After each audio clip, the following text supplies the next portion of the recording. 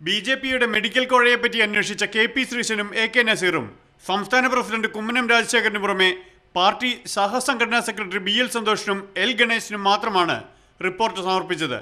ബി.ജെ.പിയുടെ ഈ സംഘടനാ റിപ്പോർട്ട് വൈകാതെ മാധ്യമങ്ങൾക്ക് മുന്നിലെത്തി. റിപ്പോർട്ട് ചോർന്നതിന് വി രാജേഷിനെതിരെ അച്ചടക്ക നടപടി വരുമ്പോൾ യഥാർത്ഥ പ്രതികൾ രക്ഷപ്പെടുന്നുവെന്ന വികാരമാണ് സംസ്ഥാന ബി.ജെ.പിയിൽ ശക്തമാകുന്നത്. യുവമോർച്ച നേതാവിന്റെ കാര്യത്തിലും സ്ഥിതി സമാനമാണ്. ബി ഗോപാലകൃഷ്ണനെ കമ്മീഷനായി നിയോഗിച്ച് കുമ്മനം റിപ്പോർട്ട് വാങ്ങിയ ശേഷം വാർത്ത ചോർന്നതിന് പ്രഫുലിനെ പുറത്താക്കുന്നത് ശരിയല്ലെന്നും ചൂണ്ടിക്കാണിക്കപ്പെടുന്നു.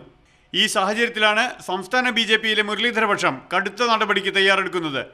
അഴിമതിക്കാരെ സംരക്ഷിക്കാൻ സംസ്ഥാന പ്രസിഡന്റ് നേരിട്ട് രംഗത്തിറങ്ങുന്നുവെന്ന പരാതിയാണ് പ്രധാനമായും കേന്ദ്രത്തിന് മുന്നിലെത്തുന്നത്. ഇതിനു പുറമെ സംസ്ഥാന ബി.ജെ.പിയിൽ ഇനിയും അച്ചടക്ക സമിതി രൂപീകരിച്ചിട്ടില്ലെന്നും നടപടിക്ക് വിധേയരായവർക്ക് സ്വന്തം നിലപാട് വിശദീകരിക്കാൻ കേവലമായ അവസരം പോലും നൽകിയില്ലെന്നുമാണ് പരാതിയുടെ ഉള്ളടക്കം. കെ. മധു, മാതൃഭൂമി ന്യൂസ്, കോഴിക്കോട്.